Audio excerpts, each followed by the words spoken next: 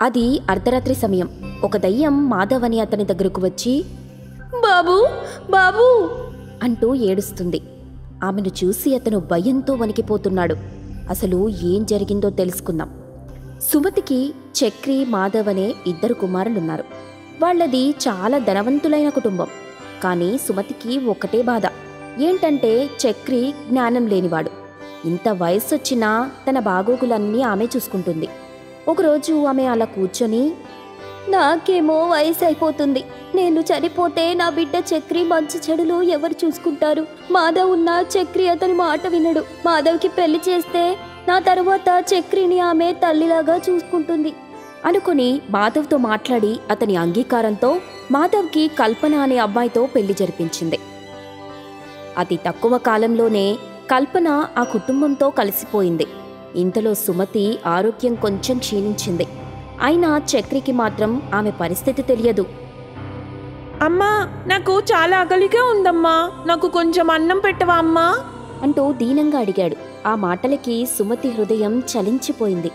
అంత బాధలో కూడా ఆమె చక్రికి భోజనం తినిపించి ఆమె తృప్తి చెందింది. చక్రి భోజనం చేశాక తన అమ్మ ఒడిలోనే హాయిగా విశ్రాంతి తీసుకున్నాడు. తల్లికి రోజురోజుకి చక్రి గురించి బాధ పెరిగిపోతుంది. ఆ మరుసటి రోజు సుమతి మాధవ్, కల్పనను పిలిచి వాళ్లతో, మాధవ్, కల్పన, నా ఆరోగ్యం రోజురోజుకు క్షీణించిపోతోంది. నాకు ఓపిక ఉన్నంత వరకు నేను చక్రి బాగోగులు చూసుకోగలను. నా తర్వాత మీరే వాడికి తల్లి తండ్రి కావాలమ్మా. అమ్మా, నువ్వలా మాట్లాడకమ్మా, నీకేం కాదు. నా పెళ్లి చూశావు, మరి నీ మనవడిని చూసి వాడిని ఎత్తుకొని ఆడించవా అమ్మా? అప్పటి వరకు నేనుంటానన్న నమ్మకం లేదు బాబు. మీరు చక్రిని మాత్రం బాగా చూసుకోండి. అమ్మా, నువ్వేం బాధపడకు, మేము చక్రిని బాగా చూసుకుంటాం కదా. అవునత్తయ్య, మీరు బాధపడకండి, మేమున్నాం కదా. మీరు కొంచెం సేపు ఏం ఆలోచించకుండా విశ్రాంతి తీసుకోండి అంటూ అక్కడి నుండి వెళ్ళిపోయారు. వాళ్ల మాటలకి ఆ తల్లి హృదయం చాలా సంతోషపడిపోయింది. ఇంకా ఎలాంటి దిగులు ఉండదనుకుంది. కానీ ఆ రోజు రాత్రి సమయం మాధవ్, కల్పనలు మాట్లాడుకోవడం వింటుంది. ఏమండి, మీ అమ్మంటే మీకు ఎంత ప్రేమండి? మీరు ఆమెను చాలా బాగా చూసుకుంటారు. ప్రేమనా దోమనా, పిచ్చిదానా, పొద్దున నా ముసలి కన్నీరు చూసి నువ్వు అలా అనుకోవడంలో నీ తప్పేం లేదులే. అదేంటండి అలా మాట్లాడుతున్నారు? ఓసి తింగర్దానా, నేనిలా చేస్తుంది ఆమెపై ప్రేమతో కాదే. ఈ ఆస్తులన్నీ ఆమె పేరునున్నాయి. ఇప్పుడు మనం సరిగ్గా చూసుకోకపోతే ఆమె కోపంతో ఈ ఆస్తులన్నీ ఏ అనాథాశ్రమానికో రాసిందనుకో, అయ్యా బాబూ ధర్మం చేయండి అంటూ ముష్టెత్తుకోవాల్సి వస్తుంది.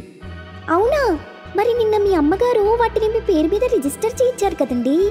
అవును, చేయించింది. ఇప్పుడు ఆమెతో ఎలాంటి అవసరం లేదు. అందుకే అమ్మను దేవుడి దగ్గరికి పంపించాలనుకుంటున్నా. ఏమండి అంటూ ఆశ్చర్యపోయింది. నువ్వేం ఆశ్చర్యపోకు కల్పన. ఇప్పుడు ఆమెకు ఓపిక ఉంది కాబట్టి ఆమె పని చేసుకుంటుంది. ఆమె మంచాన పడితే నువ్వు ఆమెను చూసుకోవడం కష్టం కదా. అలా అని ఆమెను చంపేస్తారా? ఇప్పుడు ఏదైనా ఆశ్రమంలో వదిలేస్తే సరిపోతుంది కదా.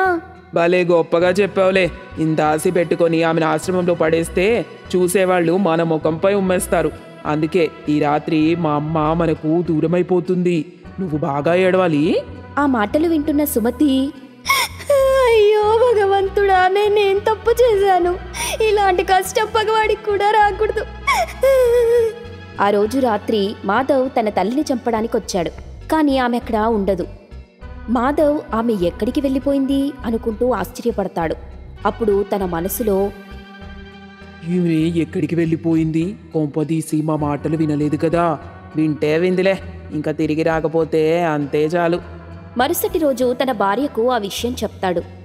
ఏవండి, మరి మీ తమ్ముడి సంగతి ఏంటి?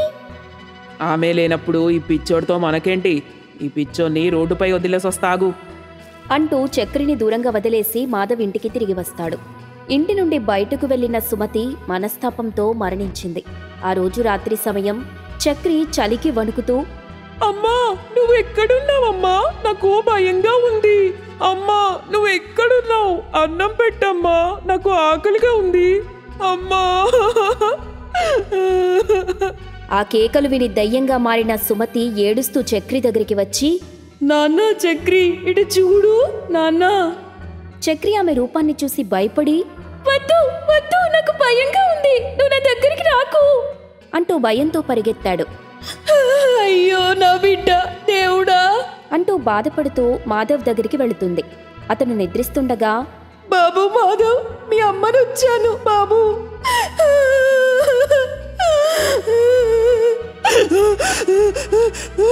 భయపడకురా, నేను నీ తల్లిని. నేను నిన్నేం చెయ్యను. నువ్వు నన్ను చంపాలనుకున్నా నేను మాత్రం కన్నబిడ్డను చంపేంత కసాయిని కాదు. నీకు తల్లిని చంపడం అపకీర్తి వస్తుందని నాకు నేనుగా చనిపోయానురా. నీకు కావలసిన ఆస్తి నీ చేతికి వచ్చిందిగా, ఇప్పుడు నీకు సంతోషమే కదా.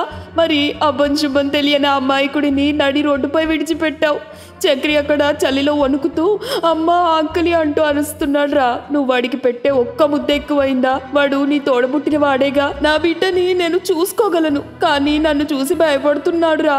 నీకు దండం పెడతాను, నీ కాళ్ళు పట్టుకుంటాను. వాడిని ఇంటికి తీసుకొచ్చి వాడికి కొంచెం అన్నం పెట్టి కనీసం ముష్టిగా అయినా వేయరా. ఆ మాటలు విన్న మాధవ్ మనసు కరిగిపోయి, అమ్మా నన్ను క్షమించమ్మా. నిన్ను క్షమించేంత గొప్పదాన్ని కాదు బాబు. చక్రని ఇంటికి తెచ్చి పాపాన్ని ఇలా అయినా దూరం చేసుకో. అతను ఎంతో బాధతో చక్రి దగ్గరికి వెళ్ళి అతన్ని ఇంటికి తీసుకువచ్చి అతని బాగా చూసుకోవడం మొదలు పెడతాడు.